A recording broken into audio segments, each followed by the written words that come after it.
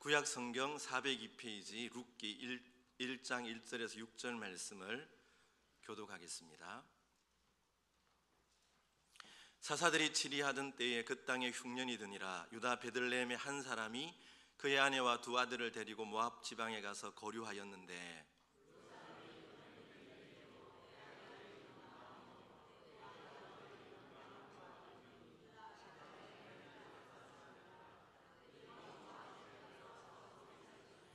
나오미의 남편 엘리멜렉이 죽고 나오미와 그의 두 아들이 남았으며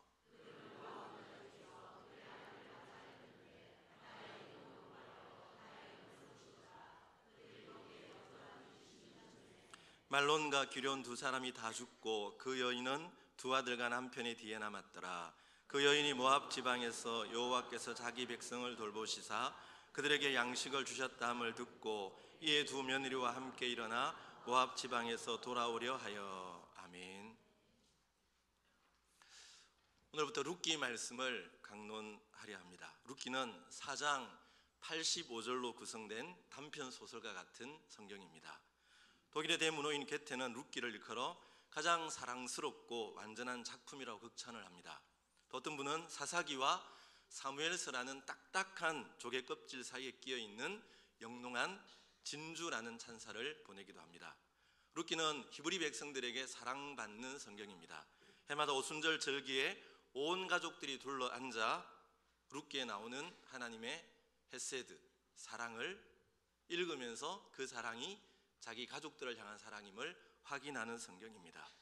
오늘 말씀은 이렇게 시작합니다. 사사들이 치리하던 때에. 룻기의 시대적 배경은 사사시대입니다. 지금부터 약 3300년 전에 있었던 일입니다. 룻기의 배경이 되는 사사시대의 특징이 무엇입니까? 사사기서의 마지막 절인 21장 25절은 이 시대의 특징을 이렇게 요약합니다.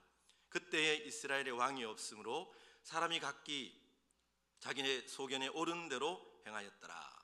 각기 자기의 소견에 옳은 대로 행하는 시대가 바로 룻기의 배경이 되는 사사시대입니다. 본래 이스라엘 백성들의 삶의 기준은 하나님의 말씀, 율법입니다. 그런데 하나님의 말씀이 아니라 자기의 소견, 자기의 생각에 따라 행하는 그런 시대가 되어버렸습니다. 그래서 사사기를 읽어보면 폭력, 간음, 살인 이런 일들이 반복해서 나오는 것들을 볼 수가 있습니다. 한마디로 윤리적, 영적인 암흑시대라고 할 수가 있습니다. 그런데 그 땅에 흉년이 들었다라고 말합니다. 세번역 성경은 이 흉년을 기근이라는 말로 번역을 합니다. 흉년과 기근은 비슷하지만 그 의미가 다릅니다. 흉년의 결과로 나타나는 것이 기근입니다. 곡식이 잘 되지 아니하는 상태가 흉년이라면 기근이란 식량이 모자라서 굶주리는 상태를 뜻하는 말입니다. 우리는 이 기근의 의미를 제대로 알지를 못합니다.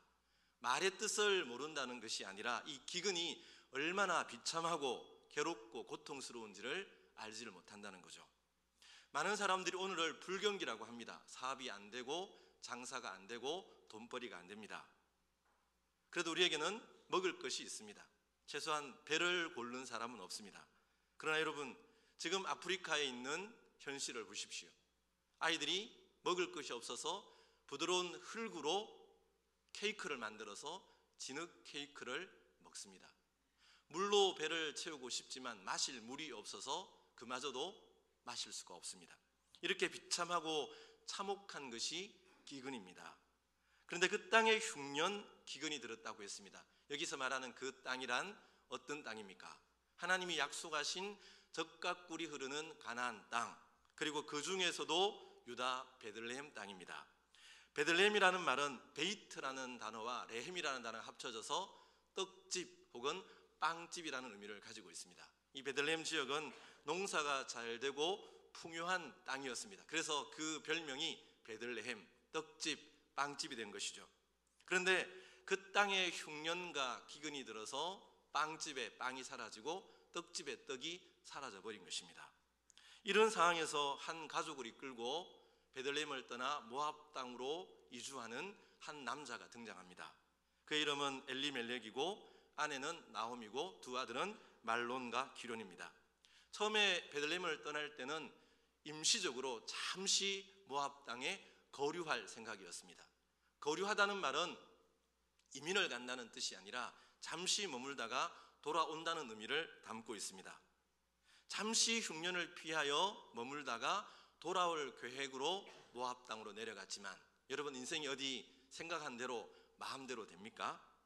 2절 말씀에 보면 그들이 모압 지방에 들어가서 거기 살더니, 거류라는 단어가 거주로 바뀌게 됩니다. 4절 말씀에 보면 그들이 거기 거주한 지 10년쯤에 잠시 거류하려던 계획이 어느새 10년이라는 세월이 흘러버린 것입니다. 여러분, 10년이면 강산도 변한다고 합니다. 모압 땅에 거주하는 이 10년 동안 이 가정에도 많은 일들이 일어나게 됩니다.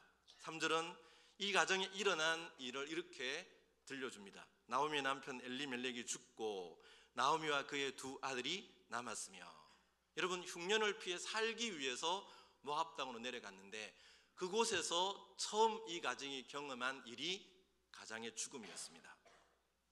그래도 어떻게 합니까? 남은 자들은 살아야지요.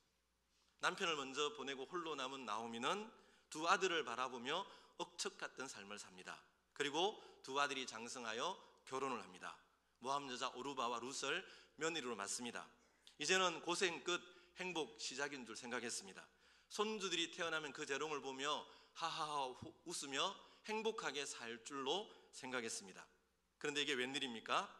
두 아들의 결혼이 주는 기쁨은 잠깐이고 이 가정에 또 다른 처절한 슬픔이 다가옵니다. 5절에 말론과 기럨 두 사람이 다 죽고 그 여인은 두 아들과 남편의 뒤에 남았더라.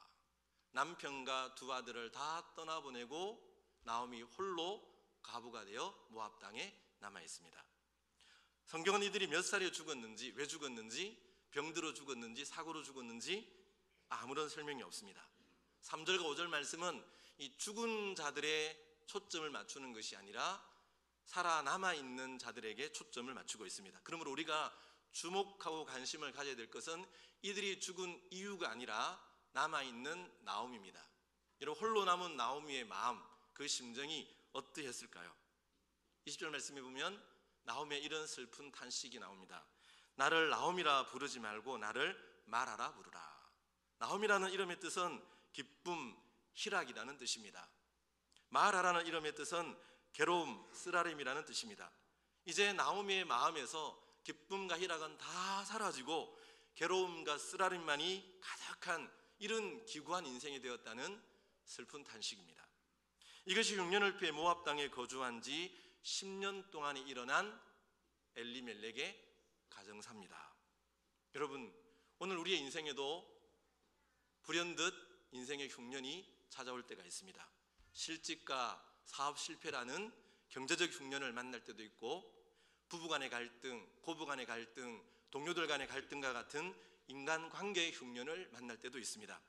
건강이 무너지는 신체적인 흉년도 있습니다. 때로는 영적인 흉년을 경험하기도 합니다. 아모스 8장 11절에 보면 주 여호와의 말씀이니라.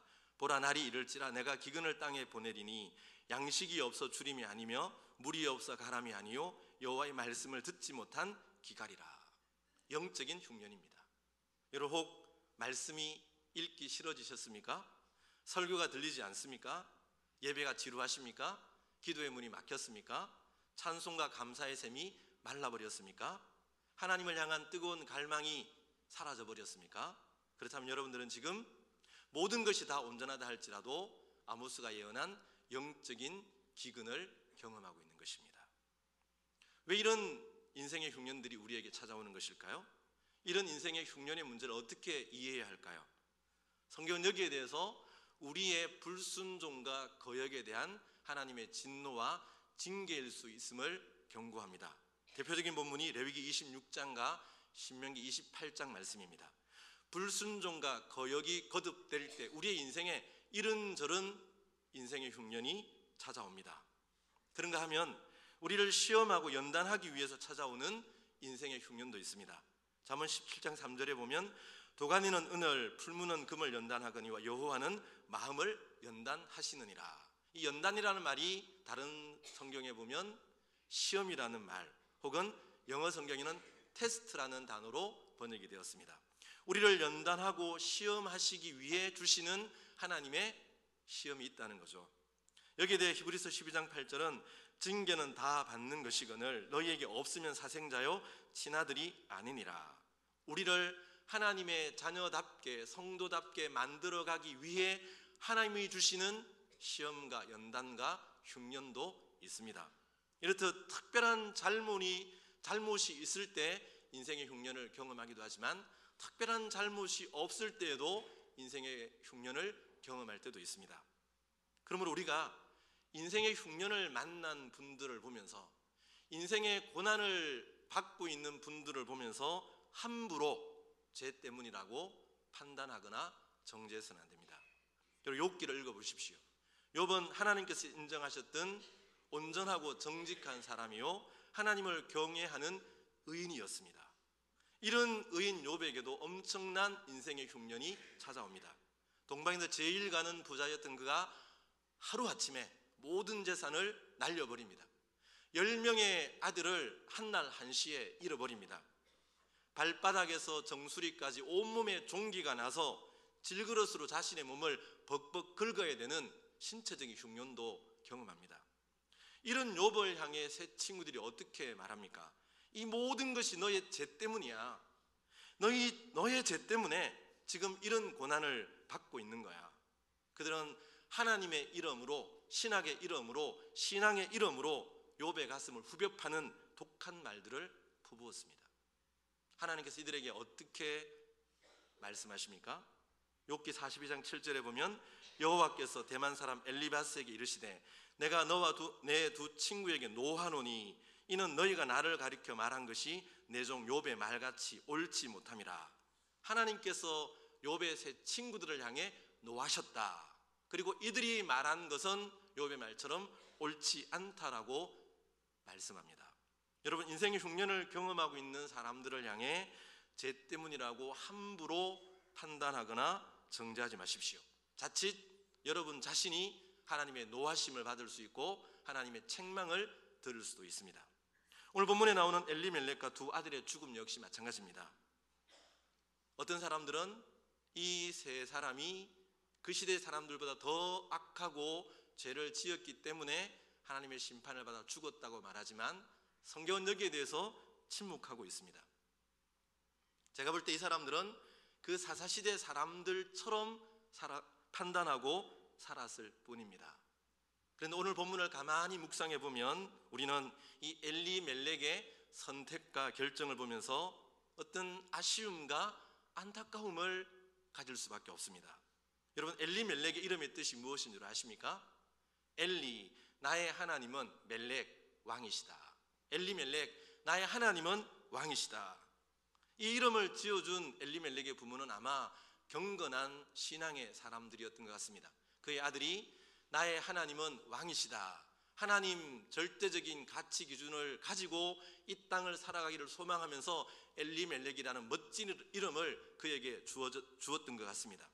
그러나 안타깝게도 엘리멜렉은 그의 이름처럼 살지를 못했습니다. 아니 이름과는 전혀 다른 반대의 길을 걸어갑니다. 우리는 본문에서 두 가지 증거를 찾아볼 수 있습니다. 하나는 말론과 기론이라는 두 아들의 이름입니다. 전에 제가 교회에서 부교역자로 경로대학을 섬긴 일이 있었습니다. 그 지역에 있는 예수 믿지 않은 많은 사람들도 예배당을 와서 목요일 날 즐겁게 그렇게 지내고 식사를 하고 그랬던 기억이 있습니다. 그런데 그 할머니 한 분의 이름이 김쌍년이었습니다. 예, 죄송합니다. 이름이 쌍년이었어요. 자, 이유를 물어보니 쌍둥이로 태어났는데 자기가 동생이에요. 그래서 언니는 다른 이름이고 자기에게는 그냥 쌍년이라 이름이 주어진 거예요. 그래서 저희들이 김쌍년 이렇게 부르기가 너무 민망해서 이름을 상년으로 바꾸어서 그렇게 불렀던 기억이 있습니다. 여러분 이 이름에 그 아버지 어떤 소망도 어떤 기대도 아무런 기대가 없습니다. 그저 아들이 귀한 집안에 여자로 태어났다는 이유로 쌍년이라는 천덕꾸러기 이름을 부여받았던 참 슬픈 어르신 아닙니까? 여러분 그러면 이 말론과 기론이라는 이름은 어떤 의미일까요? 말론은 질병이라는 뜻입니다. 기론은 연약함, 파멸, 황폐함이라는 뜻을 가지고 있습니다. 여러분, 이 이름 속에 신앙적인 향기나 부모로가 기대한 어떤 소망의 흔적을 발견할 수 있습니까? 아무런 흔적을 발견할 수 없습니다. 그냥 쌍년이라는 이름을 지었던 그 부모처럼 이 엘리멜렉은 두 아들의 이름을 그냥 말론과 기론이라는 이런 이름을 지은 거예요. 엘리멜렉의 부모는 엘리멜렉에게 기대와 소망을 담아 엘리멜렉이라는 멋진 이름을 줬지만 그는 말론과 기론이라는 아주 평범하지도 않은 이름을 그에게 주고 있는 것입니다. 그 다음 두 번째는 그 땅에 흉년이 들었을 때 엘리멜렉이 보여준 선택과 결정입니다. 나의 하나님은 왕이시다라는 이름을 가졌지만 그는 하나님께 묻지 않았습니다. 하나님을 왕으로 인정하지 않은 거죠. 하나님의 뜻이 무엇인지, 하나님의 마음이 어디에 있든지 묻지 아니하고 자기 소견, 자기 생각에 옳은 대로 판단하고 결정합니다. 여러분, 모압 땅이 어떤 땅입니까? 모압 땅에 거주하던 모압 족속이 어떤 사람들입니까? 이곳에 거주하는 모압 족속은 이스라엘과 먼 친척지간이지만 이스라엘을 원수처럼 대했던 사람입니다. 민수기 20장에 보면 모압 왕 발락이 발람이라는 거짓 선지자들을 초빙해서 이스라엘을 저주하려고 합니다. 그리고 24장에 가면 바알 부올의 사건과 연관된 나라가 또한 모압입니다. 그리고 이들은 그모스라는 우상을 섬겼습니다. 이 그모스라는 우상에게 사람을 번제로 드리는 하나님이 싫어하시는 가증한 풍습을 가졌던 족속이 바로 이 모압 족속이에요. 그래서 모압 족속은 다른 성경에 보면 그모스의 백성이라고 불렸습니다. 이런 이유로 하나님께서는 모압 자손들은 여호와의 총회에 들어오지 못하리라고 그렇게 율법에서 규정하고 있는 것입니다. 여러분, 우리는 모압 땅으로 이주한 엘리멜렉의 선택을 보면서 우리는 그 땅의 조상인 롯의 선택을 생각하게 됩니다. 창세기 13장에 보면 아브라함의 종들과 롯의 종들 사이에 다툼이 일어납니다. 재산이 너무 많아서 함께 동거할 수가 없어서 이제 헤어지게 되죠. 그때 아브라함은 조카에게 우선 선택권을 줍니다. 롯은 물이 많고 목축에 유리한 비옥한 땅을 선택해서 떠납니다. 그리고 나중에는 소돔성에 들어가서 거하게 되죠. 여러분, 그 결과가 무엇입니까? 일평생 쌓아두었던 재물이 다 불타버리고 그의 아내는 소금 기둥으로 굳어버리고 그리고 그는 술에 취해 죄를 짓게 되고 바로 모압과 암몬 족속의 조상이 되는 거죠. 이들의 공통점이 보이십니까? 영적인 것을 고려하지 않았습니다. 하나님의 뜻을 생각하지 않았습니다. 그저 눈에 보이는 것, 물질적인 풍요를 따라 움직였다가 더 큰 인생의 흉년을 만나게 됩니다. 엘리멜렉이 그 이름처럼 나의 하나님은 왕이시다라는 분명한 기준을 가지고 그 사사시대를 살았다면 어땠을까요? 자기 소견에 옳은 대로가 아닌 하나님의 말씀의 기준을 따라 선택하고 결정했다면 얼마나 좋았을까요? 그러나 그는 그렇지를 못했습니다. 여러분들의 이름은 무엇입니까? 하나님께서 여러분들에게 어떤 이름을 주셨습니까? 그리스도인, 예수 그리스도에게 속한 사람이라는 뜻입니다. 성도, 세상과 구별된 거룩한 백성이라는 뜻입니다. 하나님의 자녀, 하나님의 형상으로 지음받은 존귀한 사람이라는 뜻입니다. 왕같은 제사장, 이 땅에서의 사명이 무엇인지를 분명하게 보여주는 이름입니다. 이 이름들 속에는 하나님께서 여러분들을 향한 기대와 소망이 담겨져 있습니다. 그렇게 살기를 바라는 하나님의 간절한 뜻이 담겨 있는 이름들입니다. 여러분, 이 이름에 부끄럽지 않는 삶을 살기를 소원합니다. 이 이름처럼 그 이름대로 살아가는 존귀한 그리스도의 삶을 살아가는 지론교회 모든 성도들이 되시기를 주님의 이름으로 축원합니다. 이제 남편과 두 아들을 보내고 모압 땅에 홀로 남은 나오미에게 한 가지 소식이 들려옵니다. 6절에 그 여인이 모압 지방에서 여호와께서 자기 백성을 돌보시사 그들에게 양식을 주셨다함을 듣고 이에 두 며느리와 함께 일어나 모압 지방에서 돌아오려 하여. 여기 보면 우리가 주목해야 되는 동사들이 연속적으로 등장합니다. 돌보셨다. 여호와께서 자기 백성을 돌보셨다고 했습니다.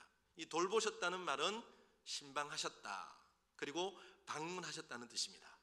하나님께서 은혜의 발걸음으로 자기 백성들을 찾아가셔서 빵이 없는 빵집에, 떡이 없는 떡집에 떡을 풍성하게 양식을 주셨다는 그런 의미의 말씀입니다. 이제 흉년은 끝이 나고 그리고 떡이 없는 떡집에 떡이 생긴 것이죠. 이 소식을 나오미가 듣습니다. 여러분, 모든 변화는, 모든 새로움은 들음에서 시작됩니다. 우리의 믿음도 들음에서 시작되고 우리의 변화도 들음에서 시작되는 것이죠. 이 소식을 들은 나오미가 어떻게 합니까? 이에 두 며느리와 함께 일어나, 여기 일어나다는 말은 쿰이라는 단어입니다. 달리다 쿰 할 때 그 쿰이라는 단어가 이 단어예요.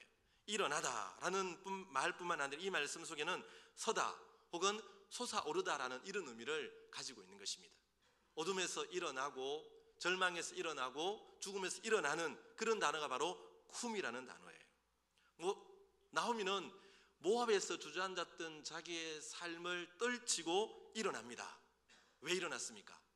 유다 베들레헴으로 돌아가기 위함입니다. 모압 지방에서 돌아오려 하여, 여기 돌아오다라는 단어는 히브리어로 슈브라는 단어입니다. 이 말은 1장 전체에 12번이나 나타나는 굉장히 중요한 단어입니다. 이 슈브라는 단어는 두 가지 뜻이 합쳐진 단어입니다. 떠남이라는 말과 향함이라는 말입니다. 지금의 잘못된 상태에서 돌아서서 떠나는 것입니다. 그리고 본래의 장소로 돌아가는 것이 바로 슈브라는 단어입니다. 누가복음 15장에 보면 집을 떠난 탕자가 나오지 않습니까? 그리고 그는 아버지를 생각하고 자리에서 일어나 아버지의 집을 향해 돌아옵니다. 이게 바로 슈브, 헬라어로 번역하면 메타노이아, 우리말로 번역하면 회개라는 단어가 되는 것입니다. 이렇게 죄의 길을 떠나 아버지의 집으로 돌아오는 것을 일컬어 우리는 슈브라고 그렇게 성경은 말합니다. 여러분, 모압 땅은 나오미가 있을 장소가 아니었습니다. 나오미가 있어야 할 곳, 돌아가야 할 곳은 유다 땅 베들레헴입니다. 이제 나오미는 모압을 떠나 베들레헴으로 돌아가기를 결단합니다. 쉬운 결정이 아니었을 겁니다. 금이 한 양을 꿈꾸고 이방 땅으로 돌아갔는데 이제는 텅 빈 상태로 고향으로 돌아갈 수밖에 없어요. 그 고향 베들레헴 사람들의 비난과 조롱과 비웃음이 나오미의 가슴을 찌르는 것 같습니다. 자기의 자존심을 내려놓아야 합니다. 자신의 실패를 인정해야 되는 귀향길입니다. 그럼에도 나오미는 유다 땅 베들레헴으로 돌아가기 위해서 모압 땅에서 일어납니다. 여러분, 이렇게 은혜의 소식을 듣고 일어나 돌아갔을 때 나오미 앞에 어떤 일들이 펼쳐지게 됩니까? 쓰라린 상처를 가슴에 안고 유다 땅 베들레헴으로 돌아오는 이 작은 여인을 통해서 하나님께서 어떠한 은혜의 역사들을 써가십니까? 룻기를 통해 확인할 수 있는 은혜의 역사가 그의 미래에 펼쳐지게 되고, 그 은혜의 역사는 다윗에게로 연결되고, 그 은혜의 역사는 예수 그리스도에게로 연결되고 있습니다. 여러분, 오늘 여러분들은 어디에 거하고 계십니까? 여러분들은 어디를 향해 나아가고 있습니까? 모압 땅입니까? 아니면 베들레헴입니까? 하나님께서는 우리가 어디에 있든지 우리를 향해 슈브, 나에게로 돌아오라고 그렇게 우리를 부르시고 계십니다. 설교 위에 부를 찬송 528장에 보면 주님의 부드러운 초청을 이렇게 노래하고 있는데요.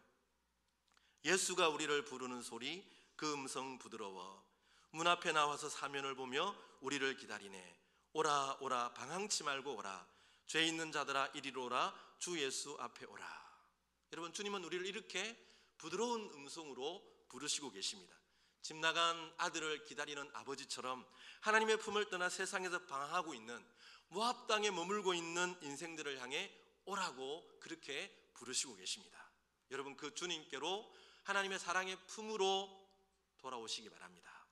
오늘 우리가 하나님을 향해 돌아올 때 하나님께서는 우리를 향해 놀라운 은혜 역사들을 써 가실 것입니다. 여러분, 생각해 보십시오.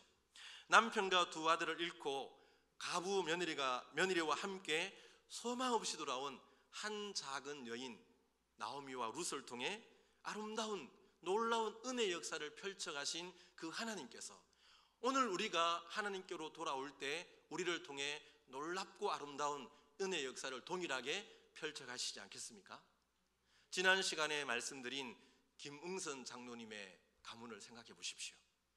구대에 이르는 하나님의 은혜를 체험했던 허드슨 테일러의 가문을 기억해 보십시오.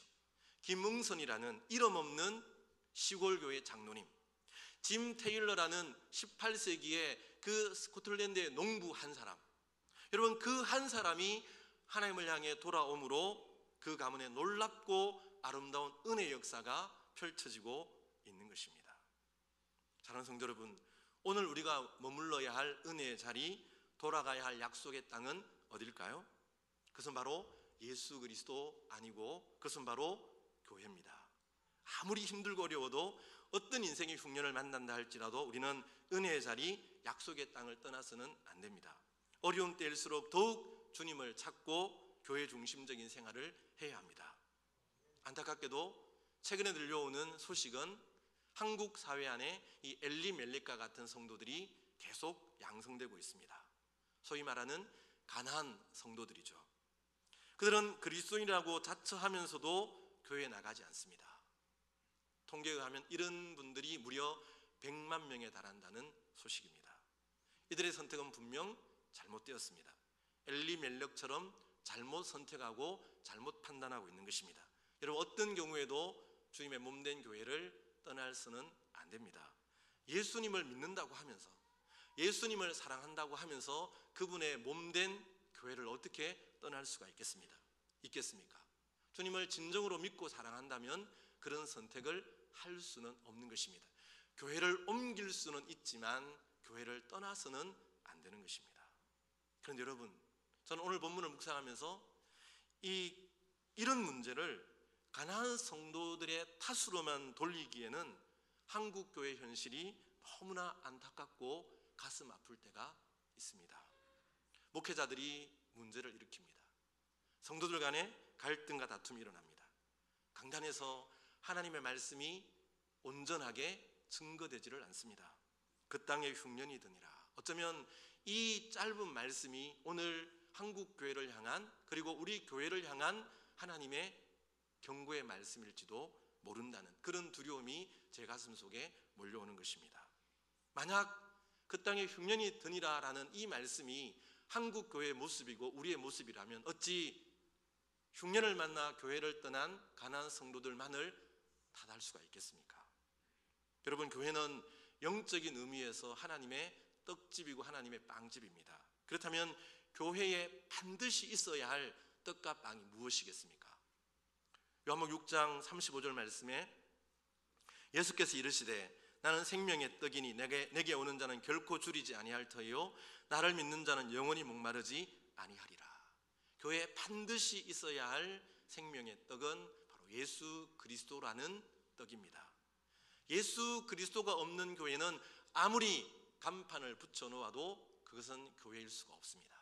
왜 이단을 이단이라고 합니까? 거기에는 예수 그리스도를 증거하지 않고 이단의 교주를 구원주처럼 전하기 때문에 교회라는 간판은 붙였지만 우리는 그것을 교회라고 인정하지 않는 것입니다. 그리고 주님의 말씀이 또한 교회에 있어야 할 생명의 떡이요 빵입니다. 빌립보서 2장 16절은 하나님의 말씀을 걸어 생명의 말씀이라고 말합니다. 예수님께서 마태복음 4장 4절에서 사람이 떡으로만 살 것이 아니요 하나님의 입으로부터 나오는 모든 말씀으로 살 것이라. 하나님의 말씀을 먹고 사는 거예요. 시편 119편 103절은 주의 말씀의 맛이 내게 어찌 그리 단조 내 입에 꿀보다 더 다니이다. 말씀은 우리가 먹어야 할, 맛보아야 할 생명의 양식이고 떡이라는 거죠.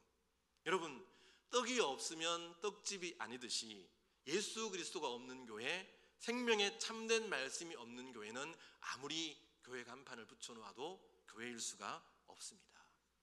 저는 우리 칠원교회가 생명의 떡이 풍성한 떡집이 되기를 소원합니다.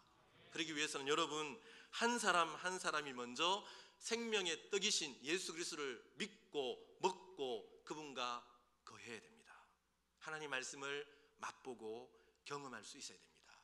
그 예수 그리스도 안에서 말씀의 향기를 드러내는 작은 예수들이 될 수가 있어야 됩니다. 그럴 때 세상 사람들이 우리를 통해 이런 소문을 듣게 될 것입니다. 하나님께서 칠원교회에 놀라운 은혜의 역사를 주셨다더라. 칠원교회에 가면 예수 그리스도를 만날 수 있다더라.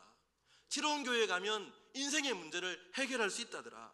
그곳에 가면 하나님의 풍성한 생명의 단맛을 맛볼 수 있다더라. 여러분, 이런 은혜의 소식이 많은 사람들에게로 흘러 전파되는 교회, 생명의 떡이신 예수 그리스도와 하나님 말씀으로 풍성한 우리 교회, 칠원교회, 여러분 모두가 될 수 있기를 주님의 이름으로 축원합니다.